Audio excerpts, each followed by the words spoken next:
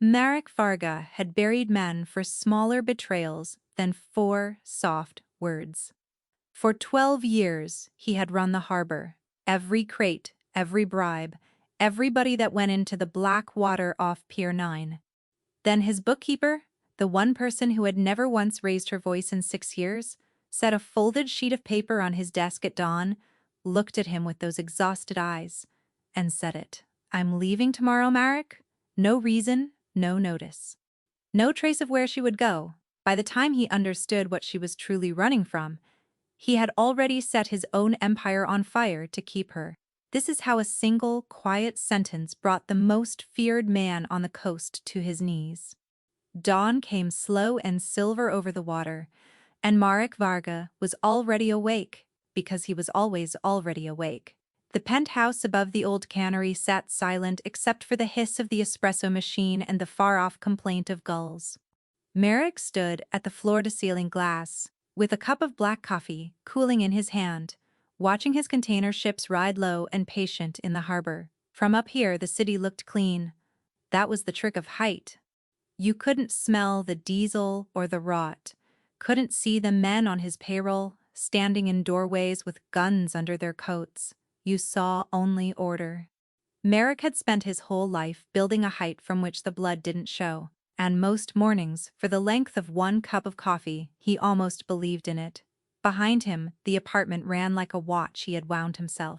At 6 exactly, Tobin let himself in with the night's cash counts, and left them squared on the console without a word, because Tobin had learned early that the boss did not speak before the coffee was gone.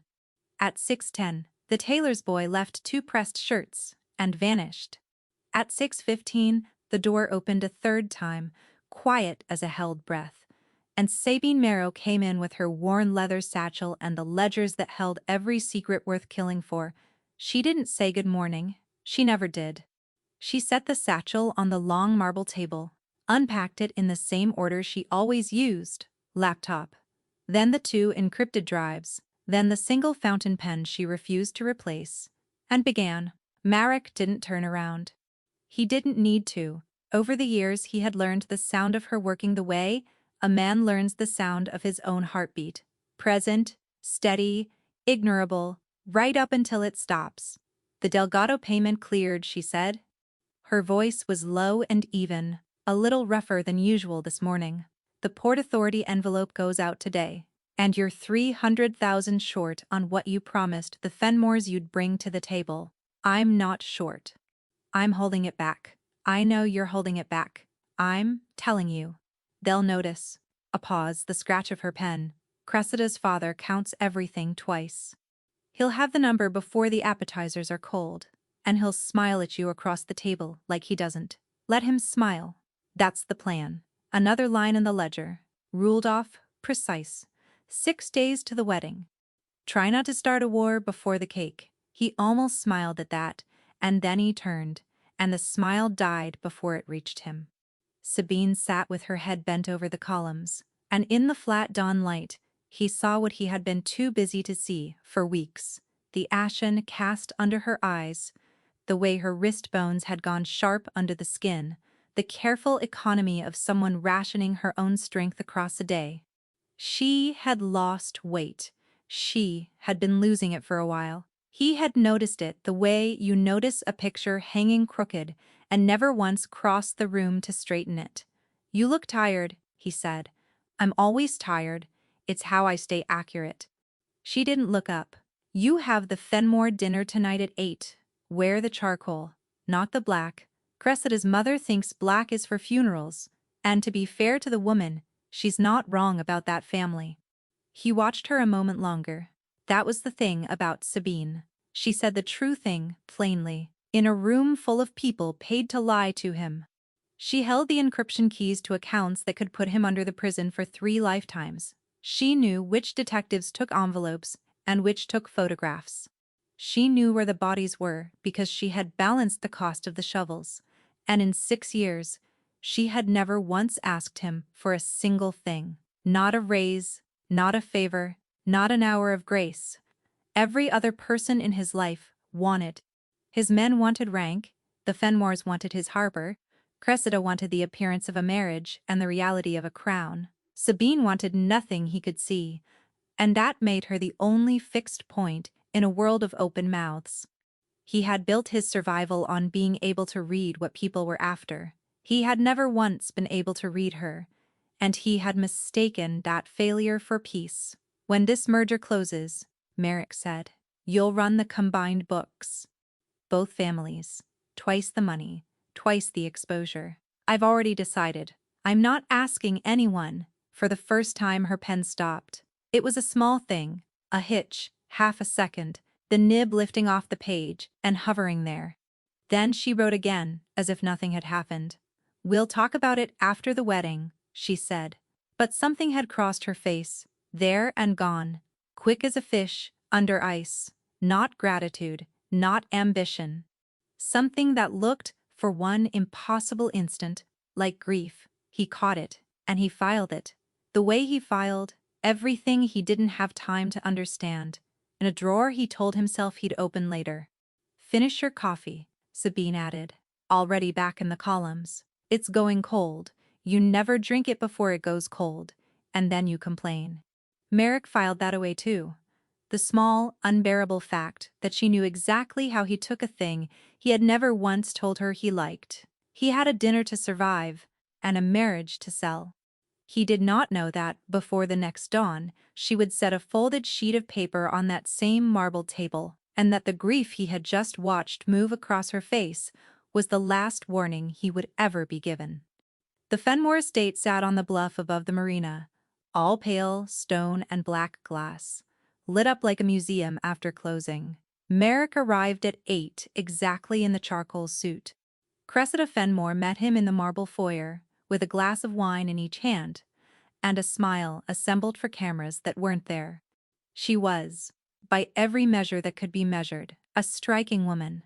Dark hair swept back, a gown the color of gunmetal, a diamond at her throat, worth more than most men on his payroll would see in a lifetime.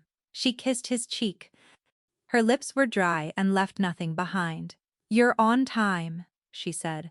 You're always on time. It's almost a personality. Cressida, Merrick. She pressed the wine into his hand and looked him over the way a buyer inspects a horse, checking the teeth, pricing the muscle. Father's in the study, pretending to take a call so he can make you wait. Mother's rearranging the seating chart for the 4th time this week, and I have spent my entire afternoon choosing between 2 shades of white for a thing that neither of us actually wants. She sipped. Aren't arrangements romantic? He said nothing. There was nothing worth saying that they both didn't already know. Theirs was a contract dressed as a courtship, his harbor and her family's distribution network, his muscle and her father's friends in high offices, folded into one machine too large for any rival to bite. They had never pretended otherwise, not to each other. It was, Merrick had always thought, the single honest thing between them, and he had been grateful for it, the way a man is grateful for a clean, dry cell. You're quiet tonight, Cressida observed, leading him down a corridor hung with the portraits of dead Fenmores, generations of them, all with the same flat, appraising stare. Even for you, something on your mind? Or someone? It's always business with you. That's exactly why this works. She stopped at the study door and turned to face him, and for a moment the arranged smiles slipped, and he saw the real woman underneath, tired, sharp, and every bit as trapped as he was. Let me give you a piece of advice. Since we're about to be family, my father does not merge with people. He absorbs them. He'll smile across that dinner table and toast your health, and by dessert he'll have found the soft place under your ribs, the one you don't know you have. She reached up and straightened his collar, an intimate gesture with no warmth anywhere in it. So don't have a soft place. It's the only way anyone survives this house. I should know. I was raised in it. I don't have soft places, Merrick said. Cressida studied him a beat too long. No, she said slowly. I didn't think you did, though your accountant looked half dead when she dropped the contracts here last week, gray as a Sunday. You ought to feed your people, Merrick. A starving animal bites eventually, usually the hand it trusts. Something went taut in his chest. He kept his face still, because he was good at that. But the remark lodged deep, a splinter he couldn't quite reach. Gray as a Sunday, he hadn't been in the room when Sabine dropped the contracts. He hadn't looked at her closely in weeks. "Sabine's fine," he said. "Sabine." Cressida's mouth curved. "You know her first name. How very democratic of you." She pushed open the study door, and warm false light spilled across the marble, and from within, her father's voice boomed a welcome, with a blade folded neatly inside it. "Shall we? Let's go and pretend to like each other in front of the man who owns us both." Merrick followed her in and shook the hand of a man who was, at that very moment, 3 weeks deep into a plan to have him killed.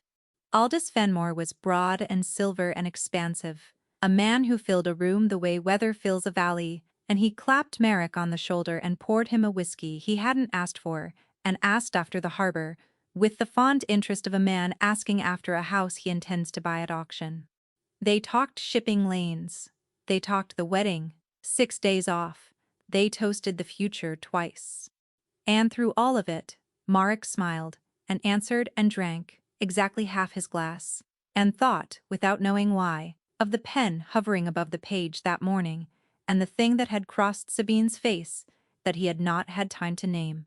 But across the city, in a cold, rented room he had never seen and would never have imagined, Sabine Merrow was sitting on the edge of a narrow bed with a hospital envelope open in her lap, and a decision already made. The folded sheet of paper was already on the marble table when Marek came out at dawn. He saw it before he saw her, a single white square, centered exactly the way she centered everything. For one absurd second, he thought it was an invoice. Then he registered that Sabine was standing, not sitting. She had her satchel over her shoulder. The 2 encrypted drives, the laptop, the fountain pen, all of it packed away. The table in front of her was bare for the first time since the morning she'd started, and the bareness of it hit him in the gut before he understood why. "What's this?" he said. It didn't come out as a question. "My notice." Her voice was steady, but there was a rasp under it, the same roughness he'd heard the morning before, and let slide. "Everything's reconciled through the end of the month. The Delgado account is clean. Everything you need to keep running the books yourself is in the envelope on the counter, access, contacts, the account keys, all of it written out." She set a smaller key on the table beside the paper, his spare, the one she'd held for 4 years. "The second drive has the Fenmore figures on it. Don't open that one. I locked it, and I need you to trust me and leave it locked." A breath. "I'm leaving tomorrow, Merritt." The espresso machine hissed into the silence. Somewhere below, a gull screamed. "No," he said. "It isn't a negotiation. Everything's a negotiation." He crossed the room slowly, the way he moved when he wanted a man to feel the space closing. Sabine didn't step back. She never had. That was one of the first things that had made her impossible to replace. She stood in front of him, the way no one else on the whole coast dared to, still as a stone in a moving river. 6 years. No warning. No reason. You walk in, you set down a key, and you tell me you're gone. He stopped, an arm's length from her. "Who got to you?" Her brow creased. "Nobody got to me. The Fenmores." His voice dropped into the register that emptied rooms. "Cressida's father made you an offer. Or he made a threat. Either way, you're going to tell me which. And then I'm going to handle it, and then you're going to sit down and open your laptop like it's any other Tuesday." It isn't the Fenmores. For the first time, something cracked in her composure. Not fear, but a flash of something that looked almost like hurt, that he would think it. God, Merrick. After 6 years, that's the first place you go. "That I sold you. Then give me a reason." He was close enough now to see her eyes had gone glassy, close enough to see the pulse going too fast in her throat, close enough to feel the heat coming off her skin like a stove left on. "One reason. You've never lied to me. Don't start on your way out the door." And there it was, the moment she could have told him everything. He saw her weigh it. He saw the truth rise up behind her teeth, and he saw her swallow it back down, because whatever it was, she had decided he could not be allowed to carry it. Some accounts, Sabine said quietly, don't balance. You spend your whole life trying to make the columns meet, and some of them just don't. And the only honest thing left to do is close the book and walk away from the desk. She picked up her satchel. You'll be fine. You were fine before me. That's not a reason. That's something off a teabag. It's all you're getting. She walked past him toward the door, and the smell of her paper and rain, and something faintly medicinal he'd never been able to place, trailed after her. Her hand was on the latch when he spoke again, and this time his voice wasn't hard. It was something he didn't recognize in himself. Sabine, she stopped, didn't turn. If someone is hurting you, he said, I will take the world apart to get to them. You know that. You've watched me do it for less. Her shoulders rose and fell once. A long breath held and released. I know, she said, so softly he almost missed it. That's exactly why I can't tell you. Then the door closed and she was gone, and Merrick Varga stood alone in the cleanest room on the coast, holding a spare key that had just become the loneliest object he owned. He looked down at the folded paper. His name on the front, in her precise hand. For a long moment he didn't touch it, because some animal part of him already knew that whatever was inside would end the version of his life he'd woken up in. He did not know yet that it was not a resignation letter at all. He unfolded it. 2 lines of numbers he didn't recognize, an address on Sableworth Row, and beneath that, underlined twice, pressed so hard the pen had nearly torn the paper. If I don't answer by Thursday, burn the second drive. Don't open it first. Please. Asterisk. It was Wednesday. He should have let her go. A smarter man would have. Instead, Marek stood at the glass for exactly 4 minutes, coffee forgotten in his fist, and did the thing he never did. He looked backward. He let himself see the last 6 weeks as they had actually happened, instead of as he'd been too busy to notice them happening. The weight coming off her, week by week, until her rings turned loose on her fingers. The rasp thickening in her voice, the way she'd started taking the stairs slowly, one hand on the rail, when for years she'd climbed them 2 at a time, reciting figures at him over her shoulder. The morning, 3 weeks back, when he'd found her gripping the edge of the marble table with her eyes shut and her jaw set, and she'd said, has, low, blood sugar, asterisk, and he'd believed her, because believing her was convenient and he'd had a call to make. The pen hitching when he offered her the combined books. Not ambition, not gratitude, grief. He'd seen grief cross her face, and he'd filed it and moved on to his dinner and his whiskey, and a man who wanted to kill him. Asterisk, you ought to feed your people, Marek. Asterisk, Cressida's voice, silk over a blade. Asterisk, a starving animal bites eventually. Asterisk. That was the thing tearing at him now, the thing that wouldn't fit. A cornered animal betrays, a cornered animal sells, and runs, and takes what it can carry. Sabine had packed her bag in perfect order, left every account clean, written out years of hard-won secrets in a neat envelope so he wouldn't be lost without her, and then walked out with nothing, and left him an instruction to burn the one drive that might have explained her. Tubin was there within the hour, hunched over the laptop in the study, working at the lock she'd put on the second drive, because Marek would not wait for Thursday and would not honor a single word of that note. Whatever she'd used, it wasn't the standard house cipher. It took the kid 40 minutes and most of his patience. She built this to keep people out, Tobin muttered. People who know what they're doing. Boss, whatever's on here, she really didn't want it read. Open it. When the second drive finally opened, it did not contain accounts. It contained a case file. Not on Merrick, on the Fenmores. Wire transfers routed through 3 shell corporations Sabine had reconstructed out of fragments. Money flowing asterisks, out asterisks of Fenmore Holdings, and into an account Merrick recognized instantly, because it was one of his own. His name on transactions he had never made, purchase orders for a shipment of contraband he had never authorized, timed to land at Pier 9 the same week as the wedding. Photographs, dated, of a Fenmore courier, a narrow, nervous man, the file named as Yorick Pell, meeting someone in the concrete gloom of the parking structure below Merrick's own building. Merrick leaned closer to the last photograph. The other man stood half in shadow, face turned away, but the coat was familiar. The coat was one of his own. "That's the frame," Tobin breathed, and all the color had gone out of the kid's voice. "They're going to plant a load on your dock, tip the federals, and let the government bury you." Sabine found the whole thing and put it in a box. "When's the date on the last photo?" Tobin checked 3 days ago, which meant Sabine had known for at least 3 days. Had sat across the marble table from him, reconciled the Delgado account, told him to wear charcoal to dinner, all while holding proof that the family he was about to marry into was 3 weeks into ending him.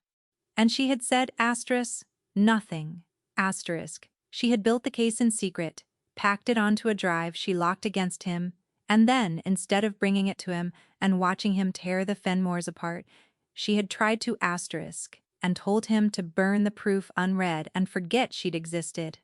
It made no sense. He turned it over and over and it would not lie flat. A person who uncovers a frame comes to you. A person who wants revenge or reward or protection comes to you. A person who tells you to destroy the only evidence and gives you a written key to run your life without her and vanishes to an address on Sableworth Row. That person isn't fleeing the Fenmores at all. If I don't answer by Thursday, The words rearranged themselves in his head into a shape he didn't want. That wasn't the sentence of a woman quitting a job. It was the sentence of a woman who did not expect to be answering a phone much longer, at all. "Boss," Tobin said, "where are you going?" Marek was already pulling his coat on, already checking the weight of the pistol at his ribs. Out of an old habit his hands performed without him. "Sableworth Row, that's the old hospital district. There's nothing out there but the county clinics." And the Tobin stopped. Something in his boss's face made him stop. "Get the car," Marek said. The drive across the city took 26 minutes, and Marek spent every one of them assembling the pieces into a picture he did not want to see finished. The weight loss, the medicinal smell under the paper and rain. The stairs, taken one at a time. Some accounts don't balance. "You were fine before me. You'll be fine after." Not the words of a woman changing jobs, the words of a woman closing a door softly so it wouldn't wake anyone. Sableworth Row unspooled outside the window, block after block of shuttered county buildings, and low brick clinics with hand-lettered signs and grass pushing up through the cracks in the lots. Tobin read the address off the note again, frowned, and pulled to the curb in front of a squat building with a cross above the door, and a name on a modest sign that made the bottom drop out of Marek's stomach. Sableworth Palliative Care. He was out of the car before it had fully stopped moving. The lobby smelled of antiseptic and old flowers, that particular sweetness that clings to the places people go to be made comfortable at the end. A tired woman at the front desk looked up. Marek did not slow down. "Sabine Marrow," he said, and something in his voice made her hand move toward the phone. But he was already reading the ward directory over her shoulder, already moving past her, because a lifetime of walking into places he wasn't wanted had taught him exactly how to carry himself so that no one found the nerve to stop him. He found the corridor. He found the door. Room 14. A paper tag in the slot, with her name printed in a nurse's careful hand, and below it, a small colored dot, whose meaning he didn't know, and instinctively hated. He pushed the door open. Sabine was in the bed by the window, and for one unbearable second, he thought he was too late, because she was so still and so pale against the white pillow, that she looked like something already gone from the world. Then he saw the shallow rise of the blanket over her chest, and the breath went out of him in a rush that nearly took his knees with it. There was an IV pole beside her. A bag of something clear, feeding into the back of her hand, and beside that a second line, darker, that he didn't understand and didn't want to. Her satchel sat open on the chair, unpacked. Laptop, drives. The fountain pen laid neatly on top, arranged in the order she always used, even here, even now. On the rolling table over the bed was a spread of paper he recognized at a glance, because he had seen a version of it an hour ago on a stolen drive, the Fenmore case file, printed and annotated in her precise hand, a single page circled and set apart from the rest. She had come here to keep working. She had checked herself into a room where people go to die, and she had brought his enemy's secrets with her, and she was still, even now, balancing his books. "You're not supposed to be here," Sabine said. Her eyes were open, fever-bright, glassy, but focused on him with that same unbearable steadiness he'd leaned on for years, without ever once thanking her for it. Her voice was a ruin. The rasp he'd ignored for weeks was its true self now, stripped of the strength she'd been faking across his marble table every morning at 6:15. Merrick couldn't speak. For a man who had made his name on never being at a loss for a word or a move, who had stared down federal prosecutors and rival bosses, and the working end of more than one gun without his pulse so much as climbing, the sight of Sabine Marrow small and wasted in a palliative bed, the pen still laid out ready, hit him somewhere he didn't have a name for and couldn't defend. "You opened the drive," she said. "Not a question. I asked you not to. When were you going to tell me?" It came out cracked straight down the middle. "Never?" She said it simply, the way she said everything true. "That was the whole plan, Marek. You were never going to know. I had it timed to the day. Close the accounts, hand you the Fenmore file, so you'd survive what's coming, and disappear somewhere quiet before." The rasp caught, and she breathed through it, patient with her own failing body, and went on. "Before the part you didn't need to watch. You've watched enough people die. You didn't need to add me to the list." He crossed the room and sank into the chair beside the bed without deciding to, his big frame folding down until he was level with her, close enough to see how far the illness had hollowed her out, close enough to be sick with fury at himself for every morning he'd stood at that glass with his back to her and called it order. "What is it?" he said. She told him the name of it. It was long and Latin, and it didn't matter. What mattered was the small number of months that came after it, and the fact that most of those months had already quietly passed while she sat outside his office reconciling the cost of his violence and saying nothing. "How long have you known?" "Since spring." "Spring." "Half a year." Half a year of walking into his penthouse at 6:15, with a fatal thing growing in her, unpacking her satchel in the same unvarying order, saying asterisk the Delgado payment cleared, asterisk, wearing her competence like a second coat pulled tight so that the most dangerous man on the coast would never once look at her and see something breakable. She had spent her last good months guarding his empire and hiding her own ending, and she had planned to slip out of the world without letting him carry a single ounce of the weight. "Why?" Merrick said. The word came out with nothing behind it. No authority, no chill, nothing but a man who had just felt solid floor turn to water under his feet. "Why keep it from me? Why leave? Why not let me? Because you'd have done exactly this." Her hand moved on the blanket, a small, exhausted gesture that took in him the chair and the wreckage on his face. "You'd have burned the world down trying to fight a thing that can't be fought, and while you were busy fighting it you'd have missed the Fenmores closing their hand around your throat, and I would have died watching you lose everything you built, because of me, because of a thing neither of us could change." Her voice frayed at the edges. "I could balance every account you ever put in front of me, Marek. I could not balance that one, so I closed the book. I did the only clean thing that was left to do."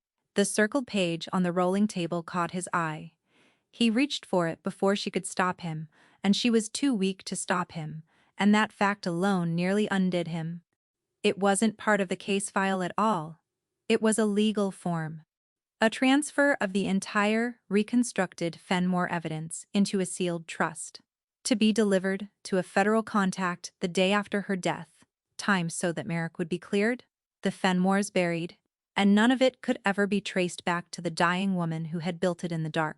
She hadn't just planned to save his life on her way out of the world. She'd planned to save it from beyond the grave asterisk, and to make certain he would never learn she'd been the one who did it. Merrick set the page down with a hand that was not entirely steady. Then, from the corridor behind him, a voice he half recognized said his name, soft, surprised, and wrong in that place. He turned. A narrow, nervous man in a courier's jacket stood frozen in the doorway of room 14, a phone already halfway to his ear, his eyes darting from Merrick to the woman in the bed and back. Yorick Pell had just found both of them in the same room. Yorick Pell got the phone to his ear. He never got to speak into it. Marek crossed the room in 3 strides and took the device out of his hand, the way you'd take a toy from a child, one motion, and no wasted effort. The courier's mouth opened. Merrick closed a fist in the front of his jacket and put him against the corridor wall, hard enough to rattle the framed print beside the door. And the sound that came out of Yorick then was not a word but a thin wheeze. Merrick. Sabine's voice, cracked, but sharp as it had ever been across a boardroom. Not here. There are dying people 40 feet down that hall, and their families sitting with them. Not here. He held Yorick pinned and looked back at her, and even now, wasted against the pillow, a needle in the back of her hand, she was managing him, steering him off the loud, stupid thing and toward the useful one, exactly the way she had every working day since she'd come to him. It steadied him more than any of his own men ever had. He dragged Yorick into the room and shut the door. What followed was quiet and efficient, and did not require Modic to raise his voice, because Yorick Pell was a courier and not a soldier, and couriers survive in this world by knowing when to talk. It took less than 10 minutes to empty him out.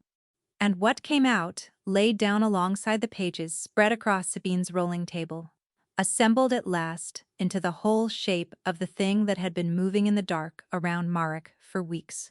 The Fenmores had never intended a merger.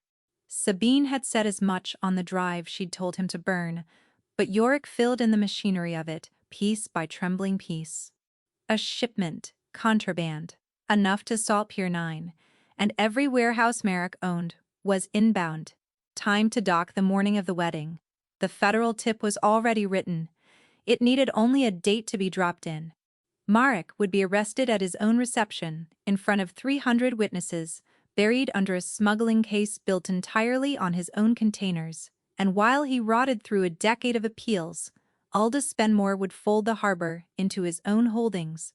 Cressida had told him the exact truth in the foyer, smiling as she said it. Asterisk, my father does not merge. He absorbs. Asterisk. But he couldn't do it from the outside, Merrick said. He was looking at the last photograph in Sabine's file, the shadowed figure in the parking structure in a coat cut like one of his own. He needed a hand on the inside. Someone who could move a shipment onto my dock, past my men, and make it look like I put it there myself. Someone nobody would question. Someone with my codes. Yorick's eyes flicked to the photograph, then away fast, and that flick was the whole answer before he said a word. Say the name, Merrick said. I say the name. I'm dead. You don't say it, you're dead sooner. The only thing you're choosing right now is how long you get. Marek leaned in until there was nowhere else for the man to look. Say it. Yorick said it, and the room tilted under Marek's feet. Casimir Brandt, his father's oldest friend, the man who had carried Merrick out of a burning house at 9 years old with the boy's arms locked around his neck, who had stood at his father's grave and then behind Merrick's own chair at every sit-down for 12 years, who counted the harbor's cash the one night a month Merrick gave Sabine off. Doc Casimir, who had a key to every door, a copy of every code, a coat cut from the same bolt as Merrick's own, a gift, 2 winters back so they'd match. The bite, as Cressida had promised over wine, would come from the hand that had fed him his whole life. Merrick did not shout. He went very still, the particular stillness the water takes on right before it goes over the edge of the falls. Merrick, Sabine again, softer now, but insistent, dragging him back into the room by his name. He turned. She was watching him with an exhaustion that had nothing to do with the illness eating her. Now you see it. Now look at your own face and understand why I didn't bring this to you. You want to walk out of here and end Casimir before the sun's up. And if you do, you trip their timeline early and blind. The shipment still lands. Your prints are still all over the paperwork he forged. And you'd be standing over the body of the man the whole city knows raised you when the Federals come through the door. She let her head fall back against the pillow, spending the last of that clear stretch on him. You cannot win this angry. You can only win it, patient and quiet, and 3 moves ahead, which is the one thing I was never able to teach you in 6 years of trying. You're not teaching me anything from a hospital bed. No. A ghost of the old dry humor crossed her ruined face, and for a second she was just herself again, needling him over a ledger. Then why did you drive across the whole city and fold yourself into that chair and ask me what to do? He had no answer for that, because it was true, and they both knew it was true, and the truth of it landed harder than anything else in that room, full of hard truths. He looked at her, dying and still, the sharpest mind in any room. He walked into, still balancing his survival against the odds, while her own ran down to nothing. For 6 years he had stood at his glass, with his back to her and called the quiet behind him asterisk. Order asterisk, he understood now, far too late, that she had asterisk been asterisk the order, every clean account, every detective who looked the other way. Every night he'd slept without a guard on the door. All of it had rested on this small, wasted woman who was, at this exact moment, too weak to lift the pen laid out ready on top of her satchel. Yorick Pell chose that moment to make his one lunge for the door. Marek didn't even look. He put out an arm, and the courier folded over it and went down wheezing on the linoleum, and Merrick stood over him and made a decision that changed everything that came after. You're not tipping anyone, he told the man on the floor. You're going to keep couriering for the Fenmores exactly like nothing happened here today. And every word all descends, every date, every change to that shipment comes to me first, and every word I give you back you carry to him like it's gospel. You just became mine, Yorick. Truth is, you've been mine since the second you walked through that door. He crouched down to the man's level. Nod once, if you'd like to see next week. Yorick nodded. Marek stood and looked at Sabine and made the second decision, the one she had spent her last months of strength trying to prevent. You're not staying here, he said. Her eyes came open. That is not your decision to make. It became my decision the second I opened the drive you told me to burn. He was already gathering her satchel, the laptop, the drives, the pen, packing them away in her order, because he'd watched her do it 1,000 mornings, and his hands knew the sequence better than he did. You built an entire machine to save my life from a grave you were going to climb down into quietly, so I'd never have to stand there and watch. I'm not going to insult it by pretending I didn't see exactly what it was. But I'm not going to honor it either. He looked at her and let her see all of it. You don't get to close the book and slip out of the room, Sabine. Not this book. Not while I'm still in it. Marek, Tobin's bringing the car around. And that was the moment Tobin, loyal, oblivious Tobin, called Marek's phone to tell him that Casimir Brandt had just let himself into the penthouse, was standing in the middle of the cleanest room on the coast, asking where the boss had disappeared to on the morning after canceling nothing, and was turning Sabine's spare key over and over in his fingers. The key. Marek had left it on the marble table where Sabine had set it down. Casimir had picked it up. Of course he had. There was a version of the next hour where Marek raced home, caught his uncle in all but blood standing in his kitchen, and ended 30 years of history right there, in a red spray across the white cabinets.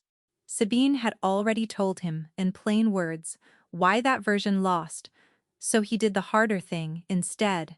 He did the patient thing, which for Marek Varga was the rarest thing of all. He called Casimir back. "You're not at home," Casimir said, warm as ever. The same voice that had read to him through childhood fevers, with the bedside lamp turned low. "Tobin's wandering around here like a lost dog. Everything all right, son?" "Cold feet," Marek said, and made himself laugh, and hated how easy the lie came. "The wedding. I needed air. Drove out along the water to think. Ha! Every man does the week before. Your father did, sat on the seawall half the night. So drunk I had to carry him home." A pause that Marek now heard for exactly what it was. A man testing the ground, checking whether he'd been made. "Come home. We'll have a drink." "Big days ahead. Biggest of my life," Marek agreed, and hung up and sat for a moment in the parked car with the phone in his hand. And grief and rage braided so tight together, he couldn't have said where the one ended and the other began. Then he made the call that burned the boats. Not to Casimir. To Aldous Fenmore. The old man answered on the second ring, expansive, expecting deference, expecting to be soothed about cold feet. Marek gave him none of it. "There's no wedding," he said. "Cancel the flowers. Cancel the 300 chairs. Cancel whatever you've got scheduled to land at my dock, because it isn't landing. And cancel the phone call you've got written up for the federal building, because the only paperwork crossing a government desk this week is going to have your asterisk name on every page of it. Silence on the line." Then, carefully, "I don't know what you think you do, and now you know that I do." Marek's voice never rose a single degree. "Here's what you don't know, Aldous. You don't know how much your courier told me this morning. You don't know which of my men are still mine, and which ones aren't. You don't know what my bookkeeper built before she went dark, or where it lives now, or the exact hour it gets delivered to people you can't buy if I ever stop answering my phone." He let all of that settle. "You reached into my house. Now I'm going to reach into yours. Send your daughter my regrets." He ended the call and turned the phone off entirely, because there was no unsaying a word of it. The merger was dead. The peace he'd spent a year building was dead. By morning, every family on the coast would know that Marek Varga had jilted the Fenmores days before the wedding, and the war he'd tried so hard to marry his way out of was suddenly the only road still open under his feet. He had done all of it in 90 seconds, and he felt no fear at all, only a strange, clean lightness, the feeling of a man who has finally set down a weight he'd spent years pretending wasn't heavy. Behind him, in the passenger seat, wrapped in his own coat, because the thin ward blanket hadn't been enough, and she was always cold now, Sabine watched him with an expression that was not quite disbelief. "You just declared war on the most connected family on this coast," she said, "to protect the accounts of a woman who won't live long enough to reconcile them. Yes, that isn't strategy, Marek. That isn't patient, and it isn't quiet, and it isn't 3 moves ahead. That's the single most reckless thing I've watched you do in all the years I've kept your books, and I once watched you set fire to a customs office over a paperwork dispute. You told me I could only win this if I stayed cold." He pulled the car onto the shore road, away from his own compromised house, toward a place only he and one struck-off doctor knew existed. "So I'll be cold with them, every degree of it, but I'm done being cold with you." He glanced across at her, wasted and swaying and furious and, against every odd, still alive. "You spent half a year making certain I'd survive losing you. I'm going to spend whatever's left making certain you don't have to go through the losing alone. That's the deal. You don't get a vote in it." Sabine looked out at the black waters sliding past the glass, and for a long moment she didn't answer at all. When she finally did, her voice had gone strange and thin. "I already chose where I was going to go," she said. "After. A room by the sea, up north, small, I had it paid for, months in advance. Nobody up there knowing my name or my face or a single thing I'd done. She swallowed. It's a hard thing what you're asking. Letting yourself be watched, dying. I arranged my entire life so I would never once have to. I know, Merrick said. You arranged mine too. For 6 years he reached over without looking, and closed his hand around her cold one where it lay on the seat between them. You're bad at being taken care of. You've got until the weekend to get worse at it. She didn't pull her hand away.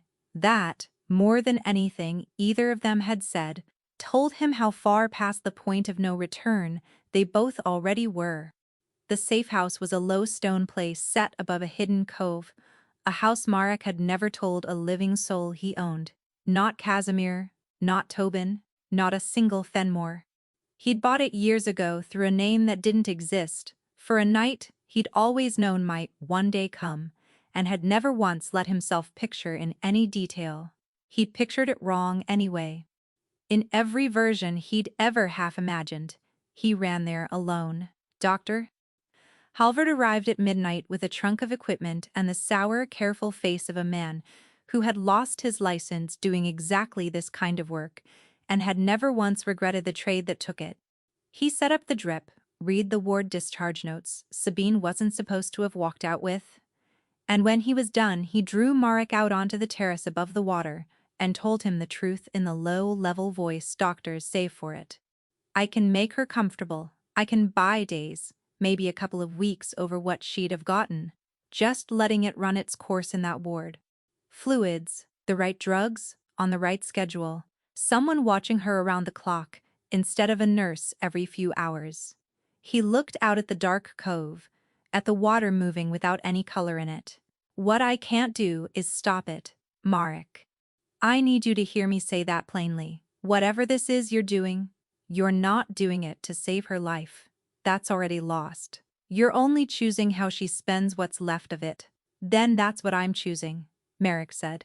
Halvard studied him for a long moment.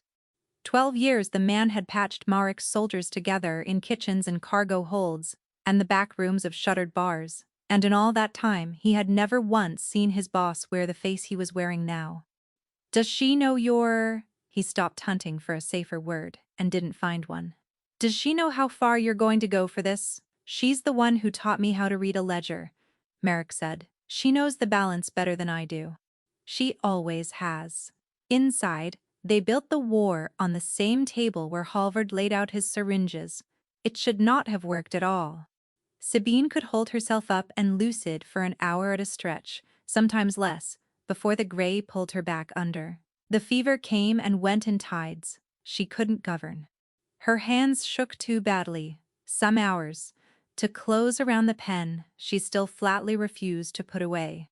But her mind, in the clear stretches when it surfaced, was the sharpest instrument in that house, by a wide margin, and Marek learned to work inside her rhythms, the way he'd never learned to work inside anyone's. He caught her in the good hours. He had the questions ready and ordered before she woke, so none of her strength went to waiting.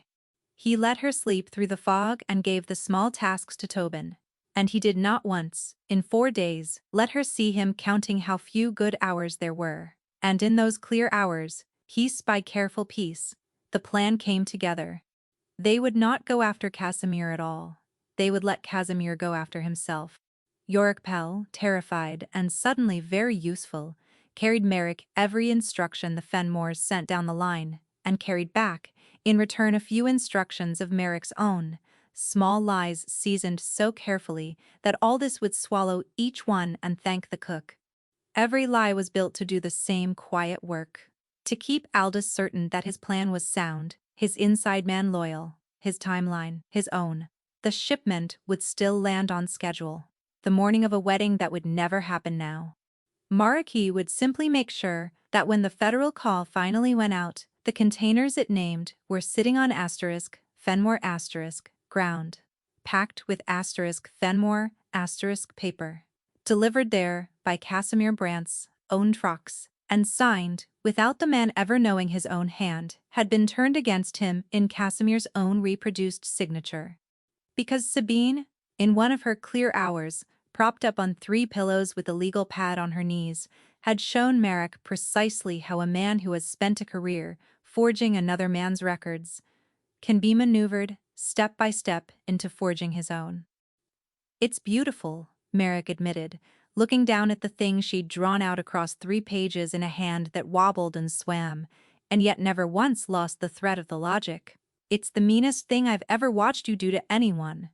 Remind me to never once make you angry. I've never had less to lose."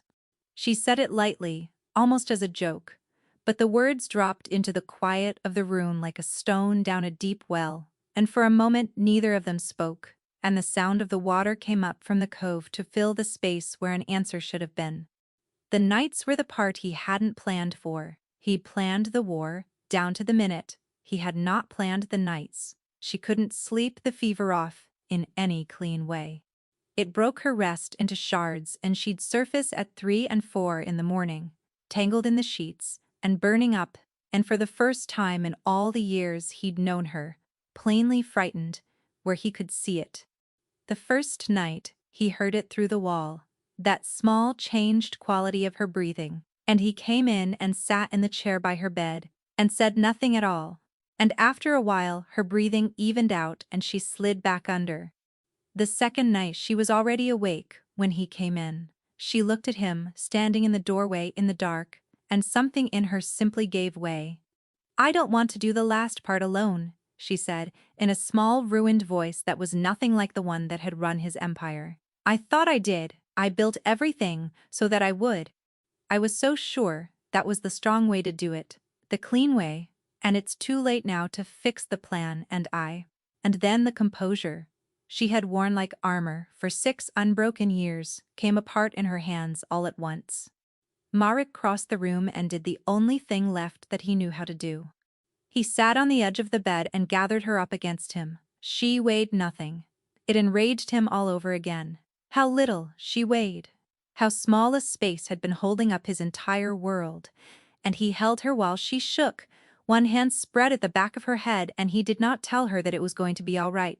She'd have known it for a lie the instant it left him, and hated him a little for trying. He told her the true thing instead. "You're not alone," he said, low, into her hair. "That's the one account I'm going to make balance if it's the last thing I do on this earth. You have my word on it, and you, of all the people alive, know exactly what my word is worth. Because you're the one who kept the ledger on every time I ever gave it."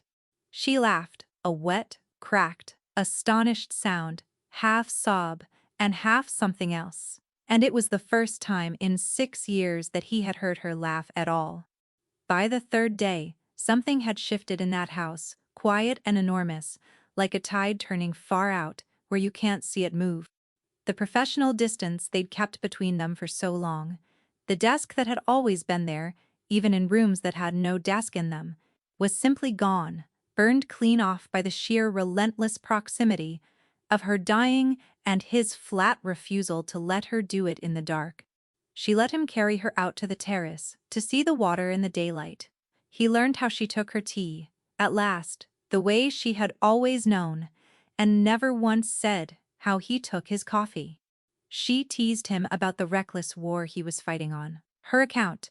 He told her plainly that it was the only account he had ever run in his life purely for love, and he watched her go very still at the word, and he let it stand there in the air between them without taking it back. Later, when the fever pulled her back under, he stayed on in the chair and watched her sleep, and did the sums she'd taught him, not the harbor's sums, his own. He counted the mornings he'd stood at that glass with his back to her. He counted the coffees she'd known were going cool before he did.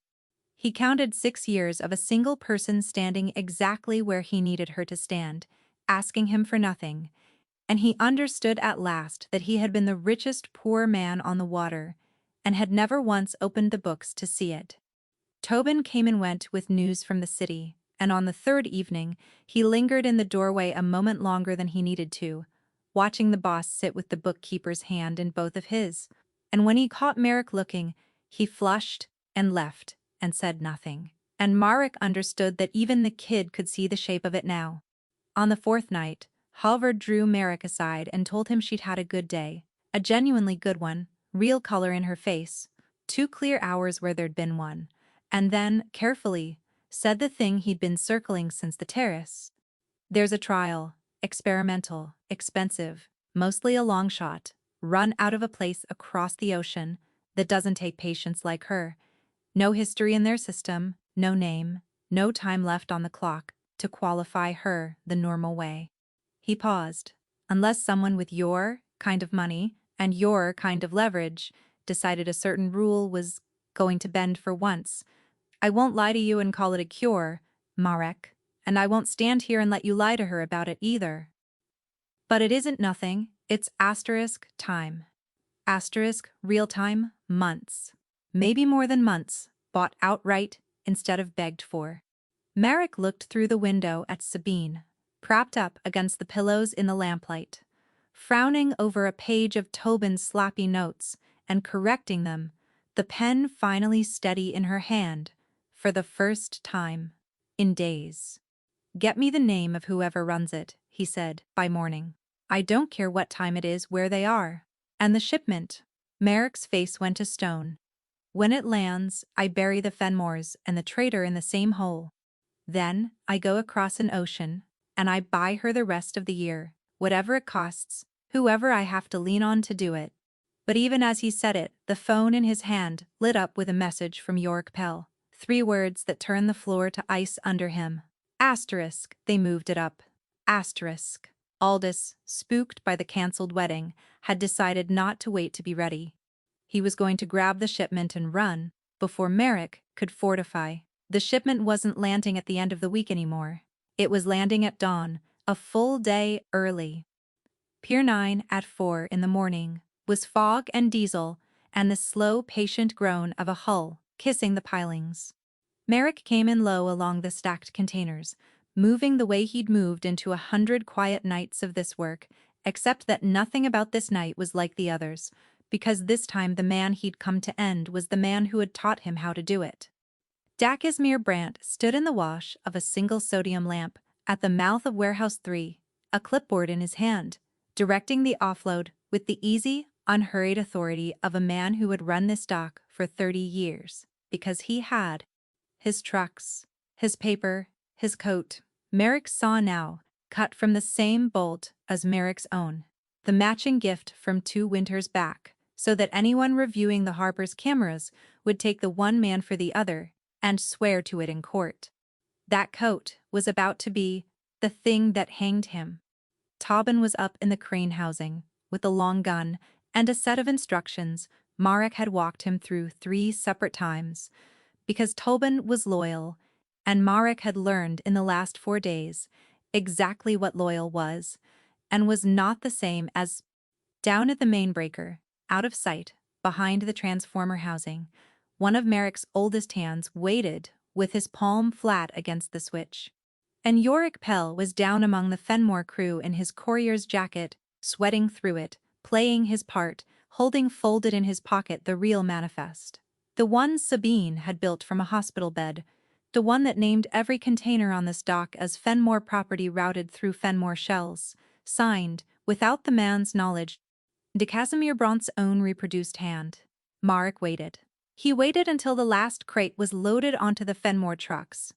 He waited until the thing that had been built to bury him was sitting complete on his enemy's ground, with his enemy's name on it, and only then did he step out of the fog into the sodium light and let his uncle see him standing there. Doc Casimir's clipboard did not fall. That was the whole difference between him and a lesser man. His face simply emptied out, the warmth draining from it like water from a cracked glass, and what was left underneath when the warmth was gone was old and tired and entirely unsurprised. She got to you, Casimir said. It wasn't a question. You got to me first, Marek said. 30 years ago, you carried me out of a fire with my arms around your neck. I've been trying to make this make sense. The whole drive down here, and it won't. It just won't sit flat. It makes perfect sense, son. You just don't want to do the arithmetic on it. Doc Casimir set the clipboard down on a crate, unhurried. a man who'd long since made his peace with several possible endings to this exact conversation. Aldous offered me the harbor. My harbor. The one I ran while your father played king and you played soldier. 30 years I counted another man's money, and kept another man's secrets, and carried another man's son out of the fire. You think loyalty pays a pension? You think it buys a single quiet year at the end? His mouth twisted. I gave you a good long run. I'd have made it clean. Even a cell, not a grave. That's more mercy than your father ever showed the men who crossed him. And Sabine? Merrick's voice did not change at all. In this clean plan of yours, was there a room in it for her? Something moved behind Casimir's eyes. The first, entirely true thing all night. The bookkeeper was never supposed to look at the Fenmore accounts. That was your rule, not mine. You kept her clear of them. When she started pulling threads anyway, Aldous wanted her taken care of. He paused, and for a moment, he almost sounded like the man who'd read to a feverish boy with the lamp turned low. I'm the one who told him to leave her be. She was dying already. Anyone could see it. I thought I was doing the woman a kindness, letting her finish out quiet. I suppose that's the one decent mark left on my whole ledger. It is, Merrick said. I'll remember it. It's the reason we're having this conversation, instead of the other kind. Then he lifted his hand. Down behind the transformer, his old hand threw the switch, and every sodium lamp on the pier died at once, and Pier 9 dropped into a black so total it swallowed the Fenmore crew where they stood. What followed was not the loud, furious reckoning Merrick had wanted at his angriest days ago, in a hospital corridor.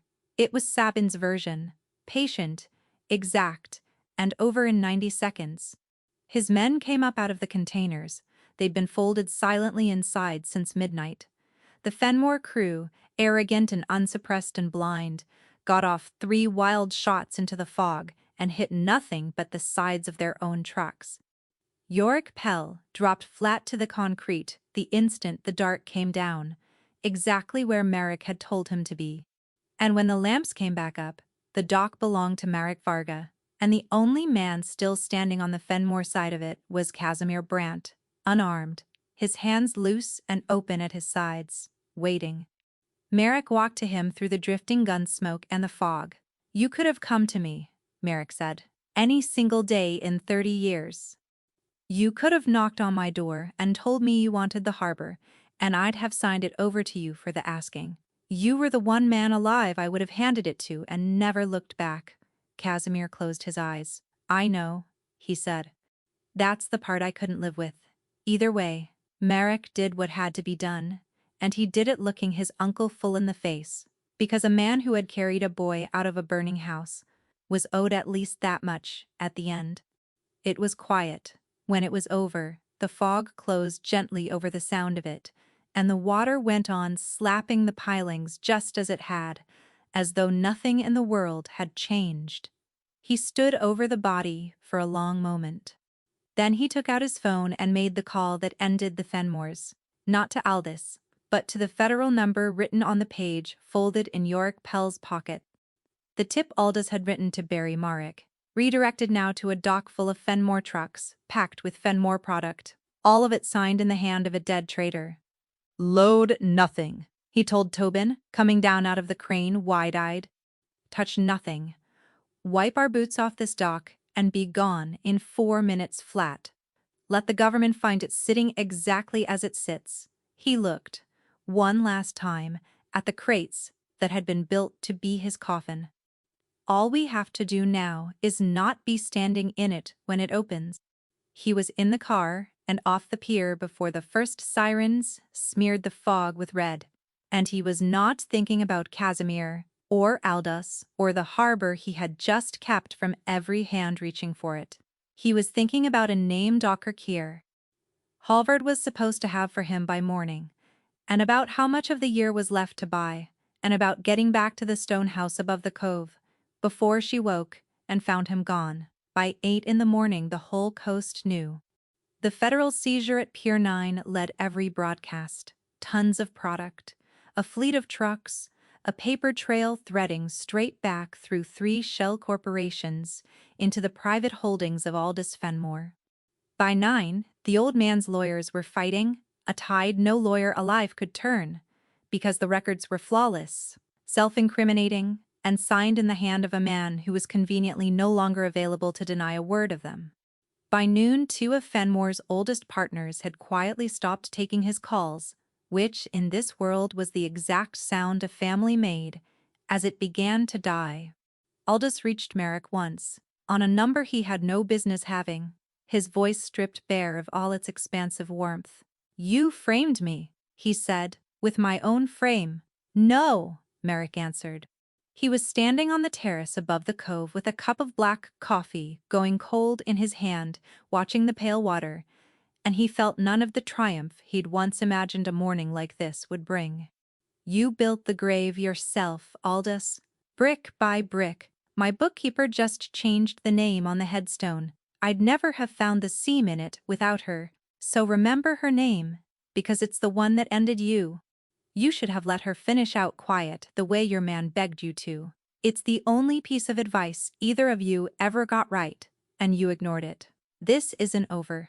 It is. Send Cressida my regrets. The real ones this time." He looked back through the glass at the lamplit room, where a small sleeping woman lay propped against white pillows, her pen finally at rest on the blanket beside her hand. "She warned me that first night not to have a soft place. She was right about everything in that house, except the one thing that mattered. Turns out, the soft place is the only part of a man worth keeping." He ended the call and did not turn the phone back on. Cressida sent one message, hours later, from a number he didn't know. Asterisk. "You blew up both our lives for a dying accountant. I'd call you a fool, for. Except I saw your face in my father's foyer the night I said her name, and you didn't even flinch, because you didn't know yet. Isn't that something?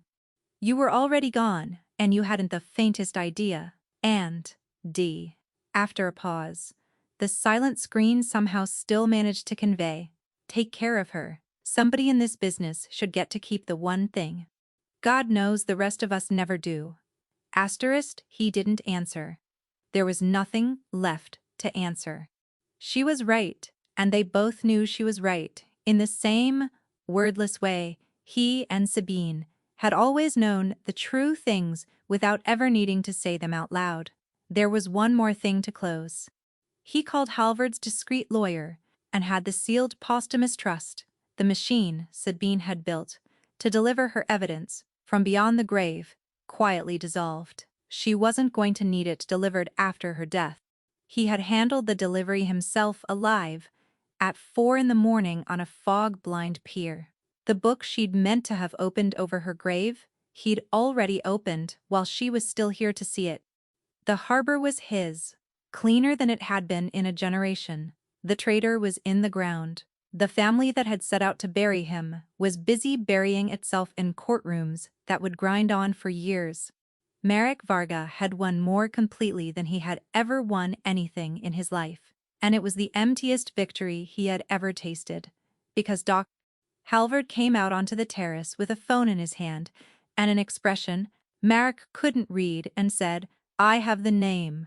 The trial. I got the director on the line just now and I told him who was asking." He held the phone out. "She won't qualify, Merrick. No history in their system. No time on the clock. Not one of the boxes ticked. It's going to take everything you have and a good deal more that you don't, and at the end of all of it, it still might buy her nothing but a harder few months." Marek looked at the phone. Then he looked through the window at the woman who had closed her own book so that he would never have to watch her go, who had built her entire, quiet ending around the flat certainty that no one would ever fight for her, because in all that time she had never once let a single soul learn how. "Everything I have," Merrick said, "is a container port and a reputation for doing the impossible to people who tell me no." He took the phone out of Halvard's hand. "Watch me spend it." She woke in the lamplight to find him sitting in the chair beside her bed, the way he'd sat every night now, and she knew from his face at once that something had shifted in the world while she slept. "You've got the look," she rasped. The one from the parking structure photo. The one you get right before you do something that can't be taken back. Her eyes searched his. What did you do? I closed some accounts, Marek. She pushed herself up against the pillows, slow and careful, and he didn't move to help her, because he'd learned in 4 days that she needed to do the small things with her own hands. That being carried and lifted and tended frightened her worse than the dying itself did.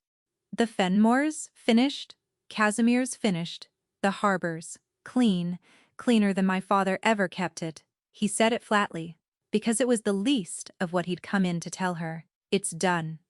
All of it, every piece.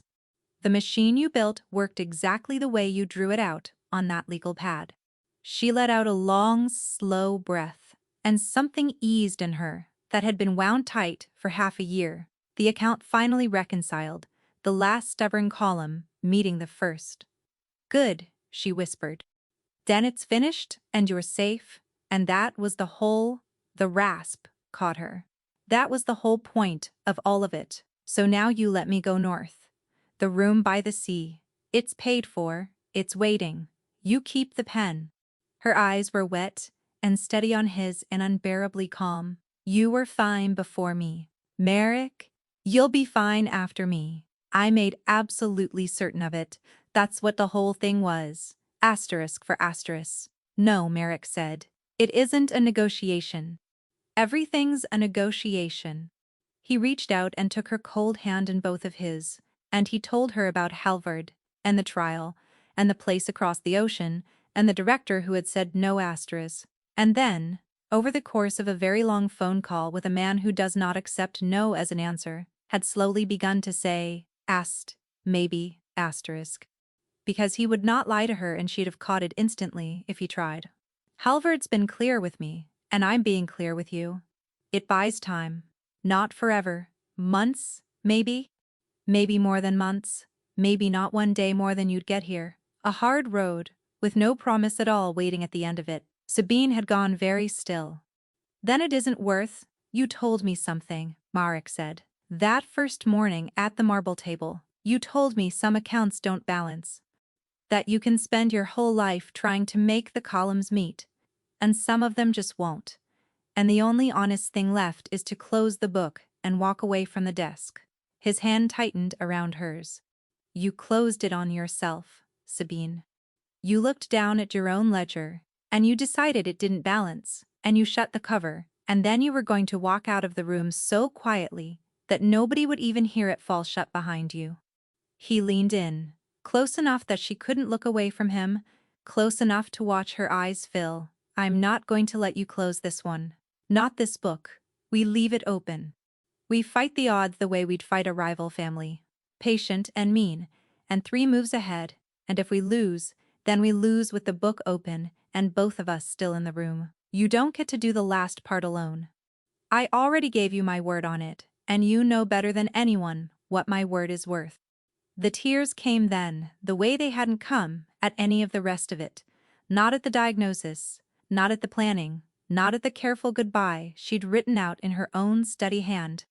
They came now, because the one single thing Sabine Marrow had built her entire ending to avoid was this exact thing, someone learning, at last, how to fight for her, and then flatly refusing to stop. I picked that room by the sea, she whispered, so that I would never have to feel this. I know, Merrick said. You're going to feel it anyway. You've got months to get worse at being loved. Maybe a good deal more than months. He almost smiled. I've seen what you can do to a rigged game, Sabine. I like our odds better than the house does. She laughed, that same wet, cracked, astonished sound, the one he'd have burned the whole coast to the waterline just to hear again, and she turned her hand over inside his so their fingers laced together, ink stains and old blood and all of it. And she let her head fall back against the pillow and looked at the most feared man on that coast, sitting in a lamp-lit room, having thrown a kingdom's worth of hard-won peace onto the fire to buy a dying woman a fighting chance at a little more time. Okay, she said at last, the way she'd said every true thing for 6 years. Plainly, simply. Okay, Merrick, We leave it open. He didn't smile. He didn't need to. He lifted her hand and pressed his mouth to her knuckles, over the ink stain that had never quite washed out in all the years he'd known her, a quiet and absolute vow, and outside the tall windows, the pale water slowly went to gold with the first real morning either of them had ever watched together in 6 years of standing back to back against the dark. She had come to him at dawn and said, "I'm leaving tomorrow, asterisk." She was still leaving. That was the truth of it, and neither of them was going to insult the other by pretending otherwise. But tomorrow was no longer a small room by the sea where nobody knew her name. Tomorrow was a fight, and a hand in hers, and a book left deliberately open on the desk, and for the first time in her whole careful, solitary, self-erasing life, Sabine Marrow was not going to face it alone. That is what the most dangerous man on the coast learned, in a single quiet moment, from 4 soft words spoken over a marble table, that the strongest thing he had ever owned was never the harbor or the money or the fear in other men's faces. It was the one account he refused to close. If this story pulled you all the way to the end, do the one thing that helps this channel more than anything else. Hit that like button, subscribe, and turn on the bell so the next story finds you the moment it drops. And tell me down in the comments, was it the moment Merrick reopened the book, or the moment Sabine finally let herself be seen? Which one got you? I read every single one of them. I'll see you in the next story.